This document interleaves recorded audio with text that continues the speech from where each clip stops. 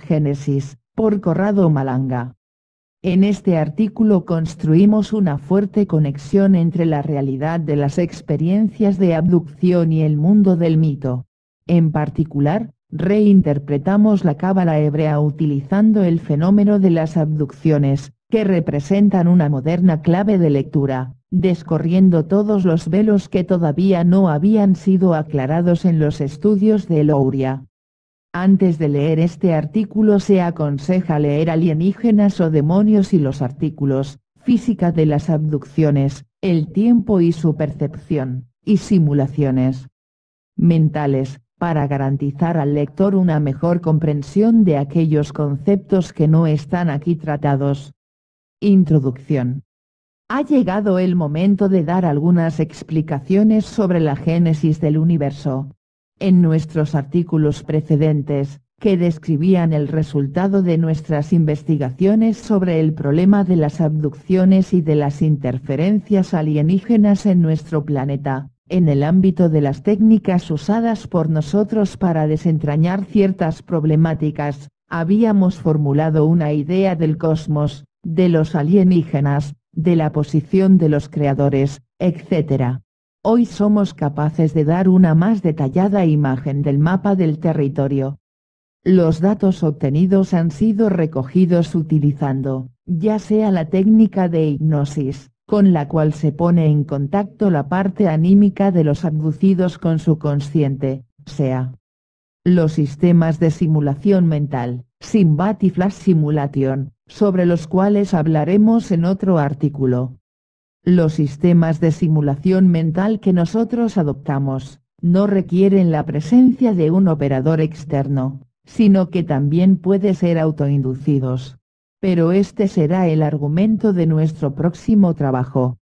En este momento es suficiente saber que hemos intentado utilizar abducidos liberados del fenómeno de abducción como visión a distancia, por así decirlo. Sus capacidades, en este aspecto, se han demostrado extremadamente interesantes y nos han dado óptimos puntos de partida para intentar formular un organigrama sobre la entera creación humana. Pero la sorpresa final será increíble, aún para nosotros. Vayamos por orden. En términos sencillos, se le pide a la parte anímica, que es extraída del contexto de la tríada, mente, espíritu, alma, que describa algunos eventos sobre la situación pasada, sobre la evolución, sobre los acontecimientos de nuestro planeta. Tales declaraciones no han sido siempre requeridas, sino que, a veces, han surgido espontáneamente en sujetos, bien sea en nuestra presencia o sin ella. Los sujetos tratados, en una primera fase de la experimentación, no estaban en contacto entre ellos, y solo luego se les ha permitido que sus declaraciones fueran comparadas directamente. El organigrama en 3D que proponemos es por lo tanto la representación de la creación del universo, tal como ha sido descrita por la parte anímica de los sujetos. En este organigrama hemos aportado una importante corrección a las anteriores hipótesis con respecto a la posición de la figura del hombre primigenio, HP.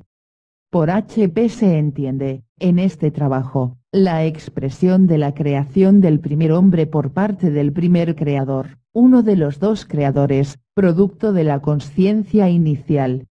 Muchos, en los últimos tiempos, nos han pedido que aclaráramos la posición de este personaje, que a nosotros nos resultaba al principio de la investigación, un poco como nuestro buen padre y creador, pero que se revelará, en cambio, un personaje decididamente poco recomendable.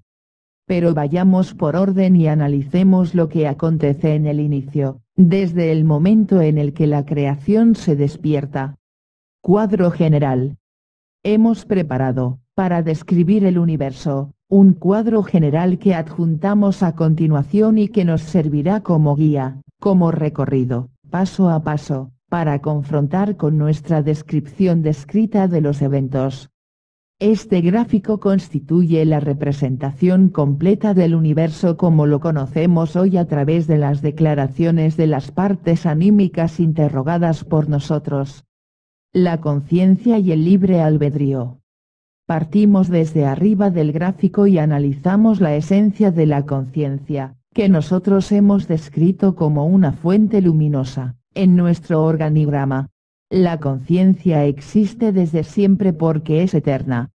Pero un día, metafóricamente, o deberíamos decir un instante perceptivo, la conciencia se despierta y se enciende. Toma, en ese instante, conciencia de sí misma, de ser, de existir, pero no sabe cómo está hecha, no tiene conciencia de sí. El único modo para saber cómo está hecha sería reflejándose en un espejo, pero este espejo todavía no existe. Y por tanto la conciencia crea un espejo, que luego es la representación del universo virtual, como lo hemos descrito en anteriores trabajos. En este punto, la conciencia decide que debe hacer experiencia de sí misma, debe saber, además, de verse dentro del espejo, conocerse, y rozarse, se podría decir. En ese instante, la conciencia emana con su acto de voluntad, el deseo de hacer experiencia, y decide hacerla sin limitaciones. El pensar esto en este instante, produce la invención del dualismo. La dualidad es la expresión fundamental de la idea de la elección. En otras palabras, si yo decido hacer experiencia, decido también que puedo elegir mi experiencia y en este contexto comprendo qué significado tiene la idea de elección vinculada a la responsabilidad de la elección misma. Así, el dar la oportunidad a la conciencia de adquirir conciencia nos da también la posibilidad de no querer adquirirla.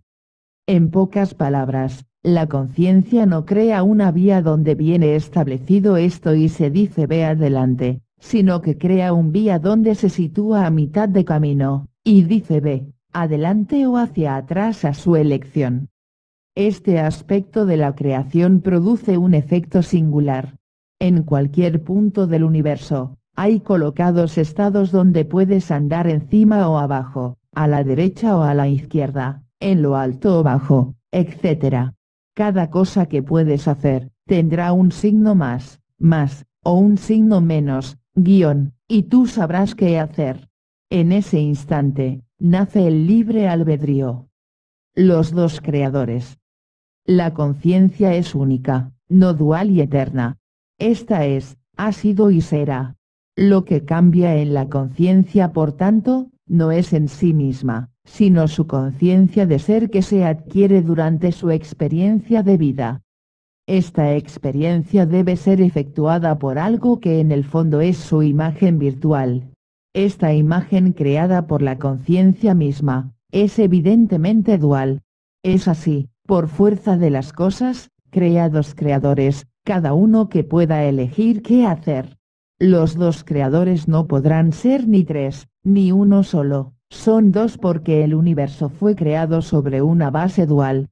Dos creadores podrán elegir dos caminos diferentes de evolución, y a través de ellos, y mediante sus emanaciones, la conciencia comprenderá quién es realmente, y cómo está hecha. ¿Por qué? Porque esta existe, ya lo ha entendido, iluminándose, acto inicial de la creación, acto inicial de la conciencia del ser. El primer creador y su linaje. Hemos querido indicar al primer creador y su linaje con la sigla C1 y lo hemos puesto inconscientemente, de forma ideal y arquetípicamente, a la derecha del observador. Este primer creador elige crear a su vez un ser perfecto, mediante el cual, él mismo pueda hacer experiencias. A este ser lo indicamos con la sigla HP, hombre primigenio. Este HP tiene características primordiales muy precisas. En primer lugar, está provisto de parte anímica muy vinculada al propio ser, es casi una emanación de su creador, con el cual suele a veces confundirse. HP, pues, ha sido creado casi perfecto, respecto al primer creador. Es anímico, por lo tanto es inmortal también en el cuerpo, y es la representación de Adán del libro del Génesis. Se podrá observar cómo en nuestra reconstrucción cada figura tiene un canon en los libros antiguos que narran la historia de los dioses, no solo en la literatura hebrea, sino también en la de Babilonia, y por qué no, en la literatura sánscrita. Debemos, en este punto, abrir un paréntesis importante para poder comprender cómo en estos libros está escrita la realidad de las cosas. En efecto, estos textos no deben interpretarse a la carta como textos literalmente históricos, sino como textos en los que las historias contadas aparecen más propiamente como mitos, no leyendas, no historias cronológicas de acontecimientos ocurridos en ciertos periodos, sino mitos, es decir, símbolos arquetípicos de lo que es, existe y existirá. El hombre primigenio, HP, crea a los alienígenas. HP es inmortal, y este es incapaz de realizar en sí las experiencias de la muerte, necesita crear otros seres que hagan por él la experiencia de muerte. HP representa el Adán que para crear como su creador, crea a su vez, cometiendo un pecado grave, que es el de la soberbia. En la tradición hebrea, este Adán se convertirá en un mortal, dado que come del árbol de la vida y la muerte, y será expulsado del paraíso terrestre. Este Adán no somos nosotros, y su expulsión de forma ideal, está ocurriendo ahora. Hay que recordar que los antiguos textos sagrados deben interpretarse como ideales y simbólicos, es decir fuera del tiempo y del espacio, narran todo y no el antes y después, como se cree hoy. Y los extraterrestres aparecen aquí, los que hemos reconocido y quién sabe cuántos otros que nosotros no conocemos. Ellos no tienen ánima y son mortales. Hemos representado los alienígenas en nuestro organigrama con las figuras geométricas cerradas en un paralelepípedo de cristal que determina las fronteras de la totalidad de su existencia. Los extraterrestres ven que su creador HP, hombre primigenio, no confundirlo con el primer creador C1, es inmortal, tiene ánima, y proyectan convertirse como él. En ese instante, los extraterrestres creados por HP, que son creados a su semejanza, es decir, cometen el mismo error que HP, que ha hecho con respecto a su primer verdadero creador C1. Similia similibus concreantur. En este instante, los extraterrestres, bajo el control de HP, su creador, tratarán de subvertir el orden de las cosas y de tomar el puesto de su creador. Para obtener este resultado, los extraterrestres necesitan convertirse en inmortales y poner en marcha el mismo plan de HP. Los extraterrestres planean robar la parte anímica al HP. HP, en ese momento, comprende que sus criaturas se rebelan contra él, y se refugia en una zona del universo donde los extraterrestres no podrán entrar. La experiencia de la muerte. En este punto, hay que aclarar el concepto de experiencia y entender por qué la creación ha tenido la necesidad de crear a dos creadores, y a su vez, como veremos, estos han tenido la necesidad de crear otros seres. Hay que comprender cómo la conciencia, siendo eterna, tiene a disposición todo, excepto una cosa, la muerte. Por tanto, tiene que hacerle frente a la conciencia de la experiencia de la muerte misma. La conciencia no entiende lo que es comenzar y terminar, porque es eterna. Delega entonces a sus dos emanaciones, a los dos creadores, efectuar para ella tal experiencia. Los dos creadores, una vez que se han dado cuenta de esto, se niegan a hacer esta experiencia, porque significaría su fin, y delegan a sus criaturas a hacer por ellos esta experiencia. En esta óptica, el primer creador C1, crea el HP con alma, y siendo anímico, comprende como alma que no hay eje del tiempo, y comprende que el secreto de la inmortalidad está en el ánima. También HP se niega a efectuar la experiencia de fin de sí mismo, es decir, decide que no quiere abandonar su parte anímica. Existe un único modo para poder obtener este resultado, crear, a su vez, otros seres, los extraterrestres, que serán sede de la parte anímica de HP. Los extraterrestres morirán, y HP recuperará su parte anímica, habiendo hecho de esta forma su experiencia, pero a expensas de otros. HP no muere, los extraterrestres son usados para hacer esta experiencia. Pero algo en este plan sale mal. Los extraterrestres, que son las criaturas de HP, se rebelan al tener que ser tratados de esta manera. HP los hace de manera que ellos pierdan la parte anímica, porque es demasiado peligroso que ellos la tengan dentro de sí. Y no quieran devolverla luego al legítimo propietario al final de la experiencia. Algunos extraterrestres se ven privados de cuerpo, y su ánima se adjunta, el Lux, mientras otros sufren destrucciones y guerras, y HP, que orquesta todo desde arriba, se lleva a casa sus almas, el mito de la Torre de Babel. En este momento las ánimas que han hecho experiencias diferentes, entienden que volver a HP quiere decir volver a una prisión virtual, donde el mismo HP manda, y donde no está permitido morir y hacer la experiencia necesaria para el ánima, que fue creada para esto. Ahora, ánima, al no morir, no puede escapar de HP, y efectuar una nueva experiencia. La estrategia alienígena. Los alienígenas han sido abandonados por su creador HP, pero no abandonan, y pondrán en marcha una nueva estrategia de supervivencia. Construyen al ser humano, nosotros. No a un hombre cualquiera, sino un hombre con un ADN capaz de presentar trampas para el ánima. Recordemos que el ánima entrará solo en oportunos cuerpos dotados de una secuencia de base cero negativo, y particularidades determinadas por el ADN, probablemente post-mitocondrial, de la genética. Un ADN que emula al de HP. Los extraterrestres modificarán la estructura del neandertal hasta crear un cromañón. Y esperan que el ánima cohabite dentro. Una vez que el ánima finaliza su experiencia en estos contenedores para ánimas, ellos raptan a los hombres con ánima y les utilizarán para todas las cosas que hemos descrito en anteriores trabajos, en espera de modificar su ADN para hacerlo biocompatible con la parte anímica del hombre.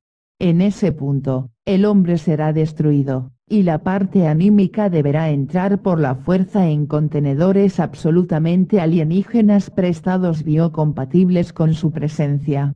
En ese punto, la estrategia alienígena prevé bloquear este flujo de ánima dentro de sus cuerpos, no permitiendo a la misma ánima salir. Al final, habremos obtenido un alienígena inmortal, como HP. Pero, ¿dónde encontrar las ánimas que entren en estos contenedores? Los extraterrestres saben que HP necesita hacer entrar sus ánimas dentro de contenedores que luego mueren, para recuperar el ánima, que, entre tanto, ha adquirido conciencia de la muerte. Los extraterrestres esperan con paciencia, y HP empieza a utilizar los contenedores creados por los extraterrestres. Entre tanto, los extraterrestres empiezan a secuestrar a los humanos con ánima, en un intento de hacer trampa, aunque luego la parte anímica de nosotros retorna a su mismo creador HP. Nace, se propaga, una lucha por la vida y por la inmortalidad, entre HP y sus criaturas, y esta lucha pasa por otras criaturas ignorantes de todo, los humanos. El segundo creador. El segundo creador, entre tanto, ha decidido recorrer una vía evolutiva diferente pero, al hacer esto, ha perdido su parte anímica, que no le ha querido seguir. Ahora, nosotros no sabemos cómo y por qué esto ha sucedido, pero por medio de los relatos de los abducidos, podemos deducir que el segundo creador se ha encontrado en una zona del universo comprometida, donde el ánima se negó a seguirlo. El segundo creador se encuentra en un universo bidimensional, al menos a nuestros ojos. Un universo en cierre, como lo describen las memorias alienígenas activas, MAA, de los mismos abducidos, donde no existe color, ni cuerpo. Por un lado, tenemos un segundo creador, sin ánima y sin cuerpo, con una parte anímica de regreso a este universo, sin contenedores que poder utilizar. Pero cuando el alma del segundo creador ve la creación de los extraterrestres, los humanos, intenta entrar en esos contenedores, que estaban preparados para albergar el ánima resultante de HP. Para los extraterrestres, una suerte inesperada. Lo que ha hecho el segundo creador no está claro, pero sus intentos de volver a nuestra parte del universo han fracasado, porque aquí se vuelve solo si se tiene ánima, porque, de lo contrario, se ven obligados a estancarse. Una figura que se representa en las Sagradas Escrituras, es el infierno, donde el diablo y sus criaturas, los demonios, han sido marginados. Y, una vez más, nos encontrábamos describiendo algo que había sido descrito arquetípicamente en los textos sagrados de una cierta cultura, como, por ejemplo, la hebrea. El segundo creador, en el esquema indicado como C2, efectúa, también él, una más miserable creación, y crea a aquellos alienígenas sin cuerpo que tenemos muchas veces descritos, y en particular, los que están condenados a tener un cuerpo artificial simulado, para poder interactuar con nuestra realidad, usando, como director, una marioneta que es la representación del alienígena de aspecto nórdico, alto, cabello blanco, con 6 dedos en las manos, vestido de blanco, con un medallón en el cuello, caracterizado por la simbología del doble triángulo derrocado. Otro alienígena de este tipo es identificado con la sigla Ra, en memoria de los dioses egipcios, que usa como cuerpo, el cuerpo de un alienígena que parece un ave muy alta, caracterizada por un pico en lugar de la nariz, y una barbilla larga, y también un hipotético tercer ojo en el centro de la frente. En realidad no sabemos a ciencia cierta qué es este tercer ojo, pero así lo describen los abducidos, que recuerdan a esta ave antropomorfa de 4 metros de alto, aproximadamente, identificada por nosotros con el nombre de Horus. También el segundo creador usa a sus criaturas para recuperar la parte anímica que ha perdido.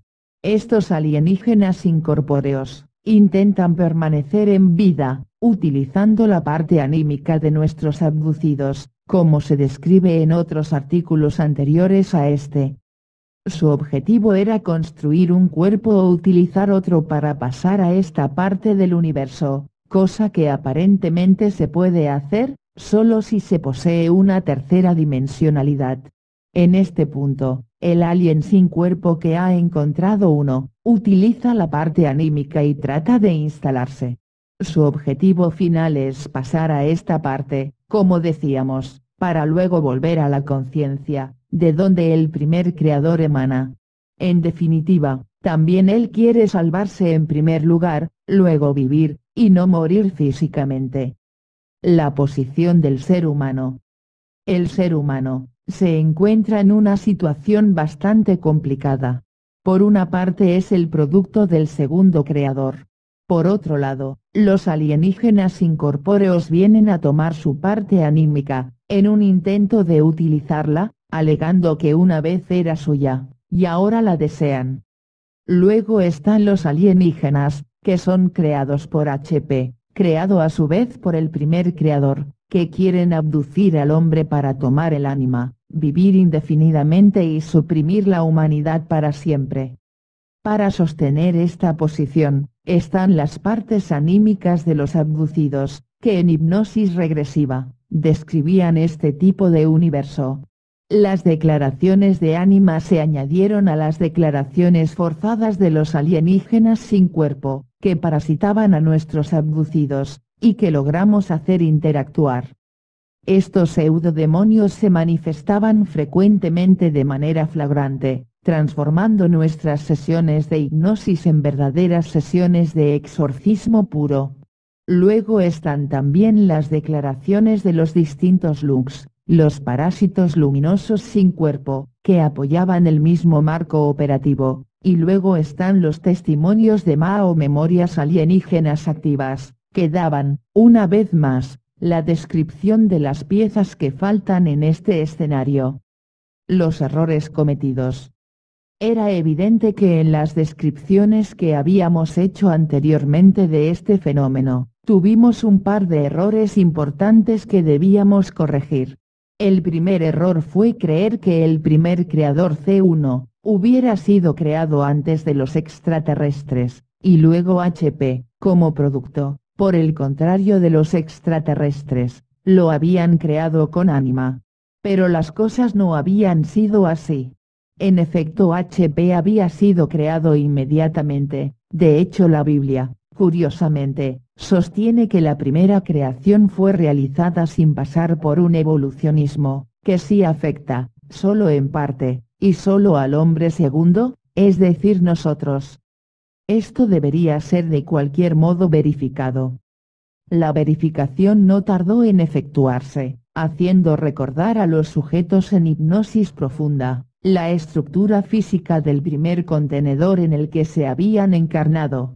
Solo algunos decían haber entrado dentro de una especie de simio primigenio, mientras otros veían un ser muy alto grande, en definitiva un gigante, hubiéramos dicho nosotros, viéndolo directamente. Nuevas confirmaciones de esta cuestión fueron obtenidas, trabajando con los abducidos que estaban ya liberados del problema abductivo. Ellos, trabajando con las técnicas de simulación mental, tales como el Simbad o la Flash Simulation, de la que hablaremos en otra parte, obtenían preguntando de su parte anímica, directamente interrogándola, las mismas idénticas descripciones. El hombre primigenio, HP, había creado a los extraterrestres, y los extraterrestres habían construido al hombre segundo, es decir a nosotros. El segundo error que habíamos hecho, era pensar que dentro del cuerpo del abducido, solo estaba la parte anímica escapada al segundo creador C2 y, por el contrario, encontrábamos también parte anímica que derivaba del hombre primigenio que procedía del primer creador, es decir C1. Una hipótesis de trabajo estaba vinculada a una serie de hipnosis que habíamos efectuado hace años, donde se discierne la posibilidad de que HP hubiera puesto en el cuerpo de algún humano algunas ánimas que él mismo seguía para verificar, como un caballo de Troya, lo que sus criaturas, es decir, los extraterrestres, estaban tramando a sus espaldas para prenderle la parte anímica. Nosotros, en efecto, pensábamos que si los extraterrestres hubieran llegado a obtener de algún modo permanentemente la parte anímica, los hombres, antes o después, habrían llegado a perseguir al hombre primigenio por todo el universo en un intento de tomar también la parte anímica del Creador, logrando así vivir eternamente. Por lo tanto, pensábamos que el hombre primigenio sabía de las abducciones, de cualquier forma, a través de los extraterrestres, quería poner al humano en estado de alerta, y a veces, le daba un poco de ayuda, para evitar caer en manos de los propios extraterrestres. En este contexto, sosteníamos que nadie te ayuda, porque quien te quiere realmente ayudar, sabe que el proceso de adquisición de conciencia, es un proceso personal, que no debe ser interferido. En otras palabras, los extraterrestres buenos no existen, o si existen no pueden hacer nada para salvarte, porque tú debes salvarte por ti solo, y adquirir experiencia por ti solo. En esta óptica, estaba claro que el sostener que los crop circle fueron construidos por HP, nos hacía entender como ayuda que debemos mirar en nuestro ADN, el árbol de la vida eterna, para entender algo de todo lo que nos habría sucedido con los extraterrestres, y por otra parte lo hacía porque salvando al hombre, se salva a sí mismo. Pero hubo algo que no regresó. En efecto, si todo hubiera sido así, habríamos tenido que encontrar, en los abducidos, casi todas partes anímicas derivadas del segundo creador y solo unas pocas partes anímicas derivadas del primer creador y, es decir, de HP. En cambio, las cosas no estaban así, porque el número de partes anímicas que procedían de HP, es decir, que recordaron haber tenido su contenedor al comienzo del tiempo, eran al menos el 50%. Demasiadas para ser consideradas simplemente los caballos de Troya. Por otro lado, trabajando con cientos de casos, nos habíamos dado cuenta de que los sujetos liberados de la invasividad de los alienígenas, y que salían del problema utilizando nuestras técnicas, tanto con las hipnosis como con las simulaciones mentales, se comportaban de dos maneras diferentes y venían a constituir dos grupos bien caracterizados. Analizando estos dos grupos con mayor circunspección, notamos cómo los abducidos que poseían ánima del segundo creador salían del problema, y no tenían ningún tipo de recrudecimiento. Por el contrario, todos los demás abducidos con ánima del primer creador, todavía eran atacados. Además, estos abducidos eran capaces de defenderse de los ataques de los extraterrestres, pero estos buscaban igualmente recuperar el contenedor, y su parte anímica. Además, notamos que durante los ejercicios de Sinbad que nosotros hacíamos efectuar a estos abducidos, la habitación del Sinbad quedaba vacía, lo que significa que los extraterrestres habían sido eliminados, pero dentro de ese dominio virtual figuraba un hombre alto, grande, poderoso, a veces con una barba blanca, que a veces parecía un hombre gigante, como si estuviera hecho de piedra. Este ser, o estaba en silencio, o se expresaba hacia la parte anímica de manera afectiva. La parte anímica, al comienzo, consideraba esta figura virtual una especie de padre, o incluso un dueño, o un creador. A la larga, las partes anímicas en cuestión empezaban a notar que esta figura desempeñaba un papel fuerte de control y de coacción. Esta figura, que además los abducidos reconocían enseguida como la figura del hombre primigenio, HP, quería convencer a los abducidos de hacerse raptar por los extraterrestres, y quería convencer a las partes anímicas a volver con él, volver a casa, al final de su experiencia en este mundo. Algo debía ser revisado a la luz de los nuevos acontecimientos. Así, colocamos juntos una especie de equipo anti-HP, un grupo de abducidos liberados, parte en contacto entre sí, y parte sin conocimiento de formar parte de un equipo, con la tarea de entender cuál era el verdadero papel del hombre primigenio en toda esta historia. Apoyamos algunas conversaciones con este sujeto por medio de algunos abducidos. En un cierto punto de nuestra investigación, de hecho, fue HP quien pidió una conversación con nosotros, y esto ocurrió simultáneamente dentro de las 24 horas, con dos casos de abducidos, que no se conocían entre sí, y que no estaban en contacto. La hipnosis con el hombre primigenio, HP. Durante estas hipnosis, HP sostiene que debe por fuerza eliminar a los seres humanos, porque ellos son contenedores de almas, y HP tiene miedo de que si los extraterrestres llegan a tenerlas definitivamente, luego ellos irán por él. HP sostiene que esto ya ha ocurrido otras veces.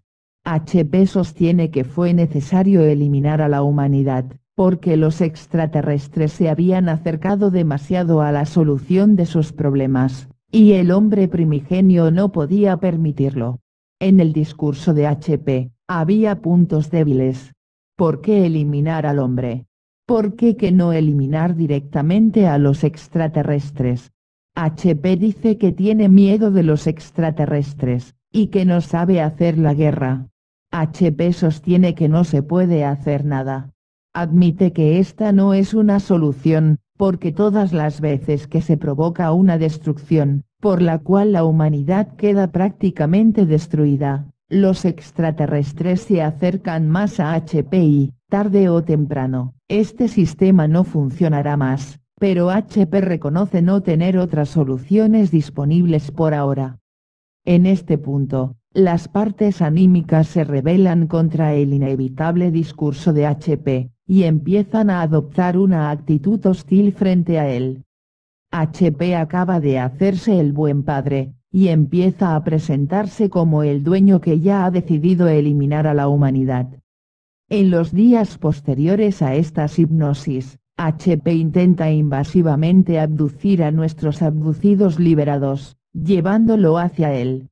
HP prueba amenazar a los abducidos, y utiliza también una particular tecnología para introducir un microchip en racimo, que parece aplicarse dentro del cerebro, y en particular sobre el hemisferio derecho, luego el izquierdo, y vinculando estos dos con un tercer elemento. HP no era en absoluto la figura que quería ayudar a la humanidad. HP quería alguna otra cosa. En el interior del Sinbad, no se conseguía eliminar esta figura con las técnicas que se utilizan normalmente contra los extraterrestres. Los sueños de los abducidos mostraban arquetípicamente, siempre figuras de HP bueno que quiere la parte anímica que quiere proteger y que debe volver a él, el padre. El enlace con HP a nivel hipnótico parecía venir, porque HP estaba en el interior del abducido mismo como si HP fuera el enésimo parásito alienígena a vencer. No parecía haber una comunicación directa con él, sino algo más. Antes de encontrar una solución, debíamos entender por qué esto ocurría, y qué era en realidad lo que quería HP. Luego, la solución se consiguió por sí sola. Bastaba pensarlo a fondo, porque veíamos, bajo los ojos, todos los elementos para entenderlo. Bastaba conectarlos juntos. El hombre primigenio, HP, y su error. Cuando el primer creador C1 creó HP, lo hizo para hacer experiencia a través de él. Para evitar morir, crea un hombre primigenio con ánima, porque quería hacerlo morir. La experiencia de la muerte, en efecto, era la única experiencia que Ánima debe hacer, mediante un cuerpo físico. Ánima no sabe qué es la muerte, y su tarea es vivir y luego morir en el interior de un cuerpo físico. Ánima así, siendo inmortal, comprenderá qué quiere decir empezar y terminar, dos conceptos que le son totalmente ajenos. Eso servirá al Creador para entender qué significa no ser eterno. Como la conciencia ha creado los dos creadores para hacer la experiencia de la muerte, estos delegan a otros a hacerla, y en este particular momento, el primer creador delega en HP para hacer la experiencia por él. Pero HP decide convertirse en inmortal y se niega a hacer esta experiencia. HP comete el pecado, de algún modo, hacia su propio creador. Un pecado de soberbia, donde él quiere ser como su Dios. HP es inmortal. Él mismo nos dice que tiene un solo contenedor que existe en el pasado, en el presente, y en el futuro. HP decide usar a las criaturas construidas por los extraterrestres para efectuar la experiencia de la muerte. Tal experiencia, que no ha logrado obtener utilizando directamente a los alienígenas, sus criaturas, quiere aplicarla, utilizando a los humanos. En otras palabras, HP obliga a sus partes anímicas a entrar y vivir en los humanos, hacer la experiencia de la muerte, para luego extraer a la fuerza la parte anímica, y tenerla para siempre. Nosotros estaríamos obligados a morir, porque HP quiere vivir para siempre. HP usa la mano de obra alienígena para obtener este resultado. Por un lado, ha prometido a los extraterrestres, sus criaturas, la recompensa anímica, el ánima del segundo creador, pero en realidad les agravará al final del juego, porque el alienígena no se ha percatado que está trabajando para un dueño mentiroso, que lo hace solo por su interés. El estúpido alienígena, hace el trabajo sucio para HP. Ahora comprendemos la realidad de las cosas. HP no tiene miedo de los extraterrestres, pero los utiliza para su proyecto final. El alienígena, solo en parte, está al tanto de este proyecto. Seguramente no estaba al corriente ese parásito luminoso perteneciente al grupo de Lux, que interrogamos hace mucho tiempo, a que prosperara, casi en broma, y solo para que nos hubiera dicho que las jerarquías superiores para las que trabajaba, en realidad lo habrían usado. El Lux estuvo en silencio, y luego confesó que no había pensado en esta hipótesis. Ahora habíamos entendido por fin quiénes eran las jerarquías superiores a las que los extraterrestres hacían referencia. Las jerarquías superiores son el hombre primigenio, HP. El HP no quiere ayudar al hombre a salvarse de los extraterrestres, porque sabe bien que si el hombre vence sobre los extraterrestres, el hombre representaría el futuro del universo. En efecto, el hombre tiene respeto por su ánima, que luego es también la de HP, y ha aceptado hace tiempo la idea de morir, y no desea atrapar la propia ánima.